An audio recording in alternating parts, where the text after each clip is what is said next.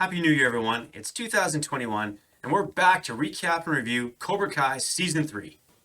So let's kick 2020 to the curb like the badasses that we are. And thank you for coming along for the ride.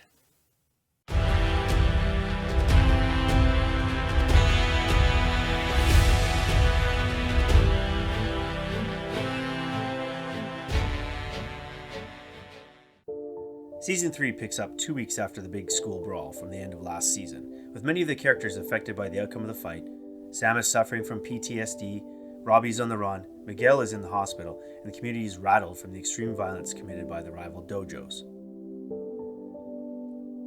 Johnny and Daniel reluctantly join forces Tango and Cash style in search of Robbie, hoping to convince him to turn himself into the police. After a garage melee, another snag in the rivalry, and help from Robbie's mom Shannon, Daniel locates Robbie and turns him over to the authorities. Throughout the episodes, the LaRussos make various attempts to have the Cobra Kai dojo shut down, but each attempt is thwarted by the vile John Kreese. More bad luck is in store for the LaRussos as their car dealership is struggling because of the fallout from the school fight. The Japanese car manufacturer, Toyota, decides to break ties with Daniel and sign an exclusive deal with Tom Cole's dealership. Out of desperation, Daniel travels to Japan in a last-ditch effort to convince Toyota to stay with him. After failing to persuade the board to keep the exclusive contract with the LaRusso Auto Group, a defeated Daniel decides to head to Okinawa to visit Mr. Miyagi's ancestral home in Tomi Village. When he arrives in Okinawa, Daniel runs into a familiar face in Kumiko, who we last saw in Karate Kid Part 2. After catching up and renewing their friendship, Kumiko invites Chosen to meet with them, much to Daniel's surprise and displeasure. Back in California after a successful surgery, Johnny oversees Miguel's rehabilitation using his unorthodox methods to help him recover and learn to walk again. Cobra Kai, led by Hawk and Tori, amp up their destructive efforts with another attack on Miyagi-Do students, resulting in a devastating broken arm for Dimitri. Midway through the season, Daniel, having reconciled and training with Chosen, learns some new secret moves in Miyagi-Do martial arts. Chosen gives Daniel a family scroll as a gesture of friendship and new beginnings. This time, these two former rivals part with a new friendship and a mutual respect for each other. Before leaving Japan, Kumiko arranges one last reunion for Daniel. He's introduced to Yuna, the little girl who Daniel saved in the storm all those years ago during his first visit to Okinawa. Yuna informs him that she is the vice president of sales for Doyono and kindly repays Daniel by helping save his dealership. John Kreese continues to use his manipulative ways to recruit stronger and more athletic students into Cobra Kai. While cutting the weak links from the team, this tougher, more vicious squad starts to resemble the Cobra Kai of old and the No Mercy mantra. After helping Miguel learn to walk again, Johnny does some soul searching and realizes that he is meant to be a sensei and creates his new dojo called Fang Karate. Daniel tries to help Sam overcome her fears by instilling some Miyagi wisdom, stating that strength comes from within and only you can lift yourself up.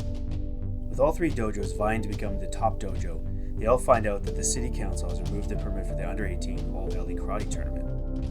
The three senseis show up at the city's council meeting to plead their cases to reinstate the tournament. When all hope seems lost, a heartfelt speech together from Miguel and Sam persuades the council to vote and allow the tournament to continue. After previously being visited by Kreese while in juvenile detention and now on probation, Robbie turns to the Cobra Kai sensei for a place to stay as he no longer trusts Daniel and Johnny. The big reveal for Season 3 is the appearance of Allie Mills from the original Karate Kid movie. Allie, having chatted with Johnny over social media, meets up with him for lunch and a nostalgic golf and stuff date.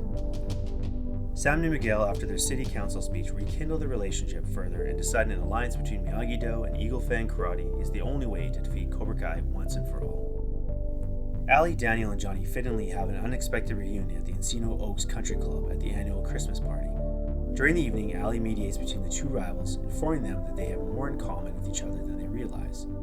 Meanwhile, back at the LaRusso home, Cobra Kai invades the Alliance party, starting another brawl. During the mayhem, Hawk's inner turmoil, which has been brewing all season long, finally comes to an end with him saving Dimitri and switching sides to fight Cobra Kai. The final act of the season saw Johnny rush to confront Kreese after learning of the Cobra Kai home invasion. He discovers Robbie has joined Kreese, and it sets off an epic battle between the former number 1 student and his former teacher. After Kreese bests Johnny and is choking the life out of him, Daniel shows up just in time to save the day and take that in demented sensei with his newfound Miyagi-Do immobilization technique. The confrontation finally ends with Miguel, Sam, Robbie, Kreese, Johnny, and Daniel agreeing the only way to settle things is to battle at the upcoming All Valley tournament. final scene of Season 3 wraps up the Miyagi-Do Karate Dojo, with Johnny and Daniel, the two former rivals, finally putting aside their differences and teaming up to train the united students together.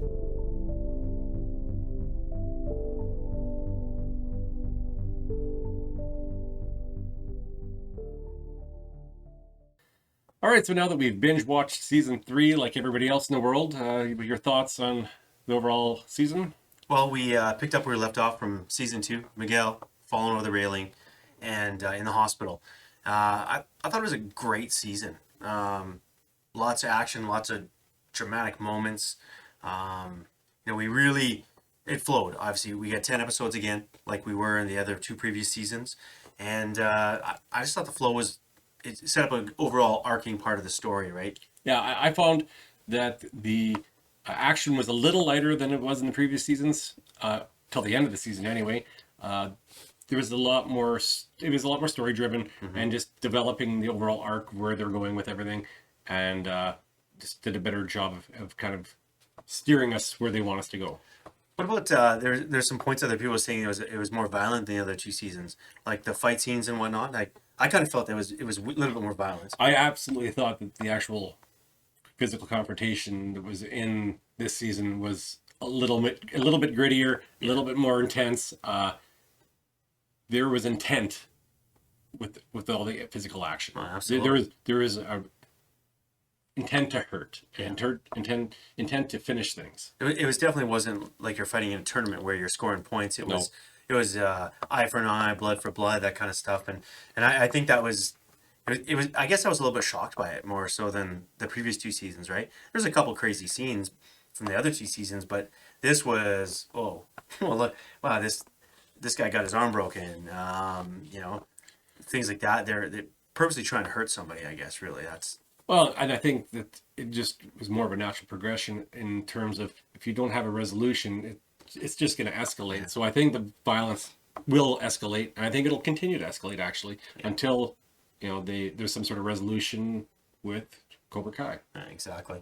What were your thoughts on the 3 different types of dojos, basically?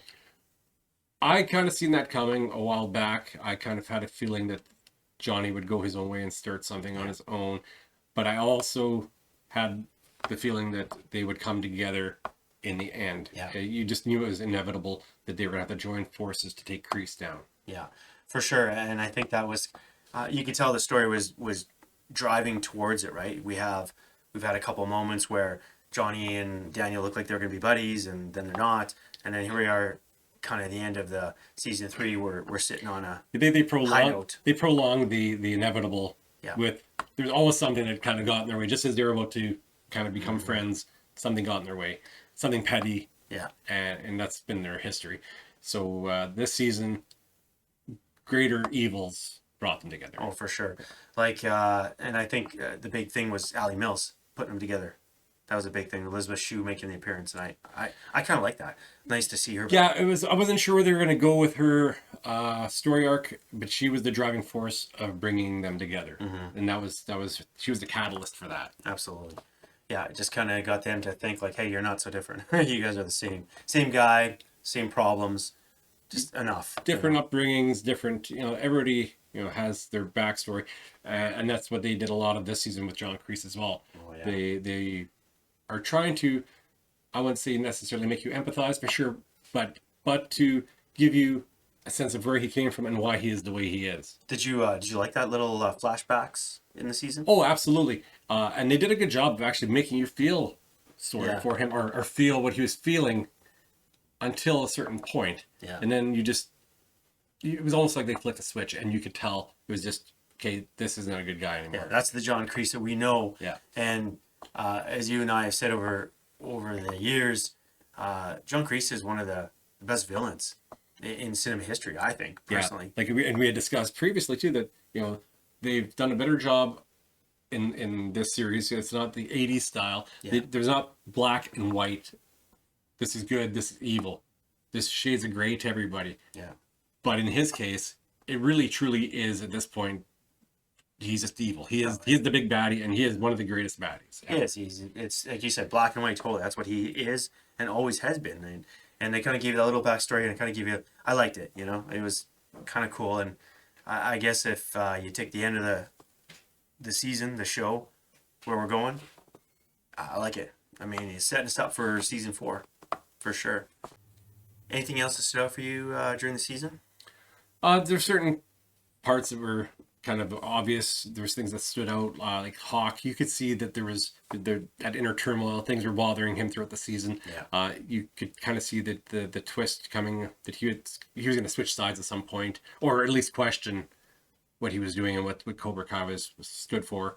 And then also Robbie's the opposite, basically. You could see him not trusting people, and which way was he going to go, and you kind of could tell he was leaning towards going towards Kreese after Kreese had visited him in juvie or whatever it was. Yeah.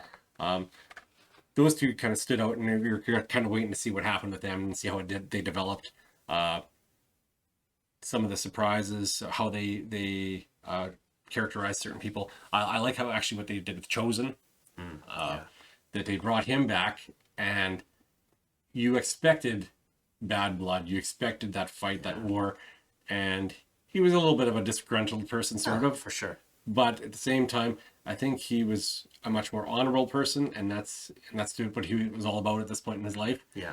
And I like the way he was portrayed. Absolutely. Yeah, and I think that for me was pretty awesome. You're getting into that situation where, yeah, I mean, the last time you see him, he's a bad guy. He's not a good person, and you know, Daniel beats him, and I mean, you could harbor that guilt or not guilt, but that resentment for a long period of time. But he obviously is matured, and the growth for him is amazing. So I think I really like that arc. I like the extra moves that Daniel picked up from the Miyagi-Do type karate, and I mean, obviously he doesn't know everything, you know, and and he doesn't know all the exact history of Mr. Miyagi. Certain things are left out, and I guess probably for him to learn at some point anyway. Oh yeah, the one thing that really stood out for me, and I think I really liked, was when Daniel went back to Kumiko's kind of home there, and reading those letters.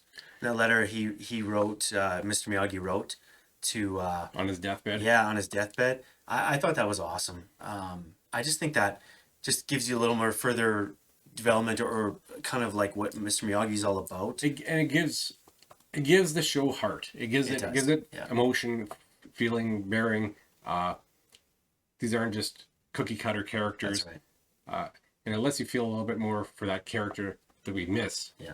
Well, like, and if you think about it, the root of the entire Karate Kid series is based on the relationship between Mr. Miyagi and Daniel, and I think those relationships get into the entire Cobra Kai series. And I think you know, you have relationships that are kind of building and breaking and evolving, right? Well, like you said, it was the relationship between them, which was very much a father-son relationship. Yeah. And that's really all this show is fathers and sons and daughters, and it's a family thing. Yeah. And when there's one catalyst, one evil that comes in and twists and can turn things, and how you overcome it. That's exactly it. And I think those are just great moments for the show. And I think the writing is just still fantastic.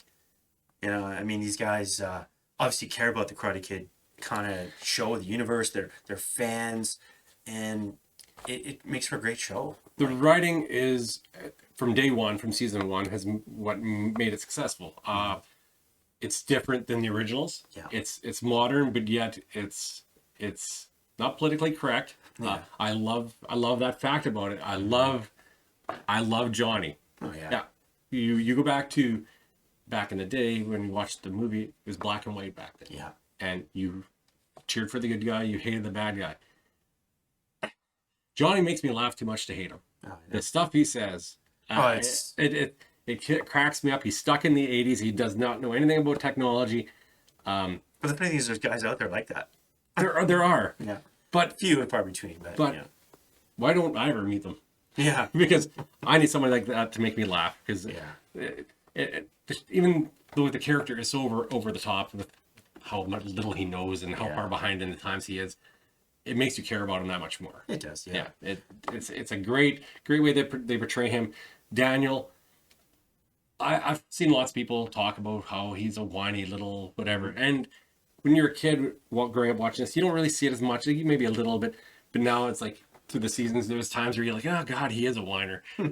Yeah. But he's still that character, and they haven't strayed from it. So they have made the character what they are, but the characters have also grown. Absolutely. And you're seeing the growth in all these guys and how they handle and deal with everything and how they mature and their relationships with each other and how they're fixing them. Exactly. Yeah, and I think it's overall we're going where we need to go for future seasons, right? And I think the setups they're going to pay dividends eventually. Yeah, and there's lots of stuff that they're alluding to, and we pretty much know who they're talking to or talking about. But it's not given. It's not a given. Nothing's ever a given, because they like to sometimes throw you that curveball and have a big twist. Yeah. But we have a pretty good idea of where they're going and who they're bringing in and who they're talking to, which will be more of the Karate Kid lore and history and characters. Yeah. And that's going to be interesting. Oh yeah. And I think if you're going into that situation and you want to, if they do bring in that certain character, well. And we're all guessing it's going to be Terry Silver. Yeah. And if they bring him into it, well, he's a bad guy, and he is not a good guy. We've all seen it from Karate Kid Part 3. Yeah. I know you don't like that much. We've discussed it too, and that how over the top, like he is just, he's a character. He's a cartoon character. I liked him personally. I think it was great. I'm actually interested to see how he's going to be portrayed and how he's going to come across. Yeah. Because he is so over the top in Karate Kid 3. Yeah. It's what the movie itself wasn't great, in my opinion. But that character just it put the nail in the coffin for me, whereas I'm not a big fan of it. Yeah. But I am interested to see how, at this point, he is and how he's going to be portrayed. Because he is a bad guy. Oh, yeah. He's the one who brought in Mike Barnes. Yeah. And I would not be surprised at some point if we see him too. Possibly. Like, I think that the big thing is that we have trust in the writers and the way they've done with all the characters. So for me, I think they're going to make Terry Silver's character great if he shows up. If that's the idea. I mean, they're talking they want to do 5 seasons at minimum. So does Terry Silver show up the next season, or is it season 5, or where do they go? Like, obviously, we ended at the end point where the next thing is the All Valley tournament, and that's where we're heading to for this. Yeah, we have a united Johnny and Daniel training. Yeah. All these kids who are now going to be learning what I'm assuming is going to be both styles and all disciplines to be a much more well-rounded fighter. Exactly. And we'll see what twists are going to come, because there will be twists, and I think especially if they want to drag this out farther, I think we'll see something darker maybe next season to take us into a season 5 if they want to go that far with it. That's right. Well, and we got a long year to wait now. Yeah, too long. Yeah. And just like that, that's season 3 of Cobra Kai, recapped and reviewed. Thanks for joining us. Feel free to leave your comments or questions down below. We'd love to hear from you, banter, theories, whatever. And as always, Polsey and Gator signing off.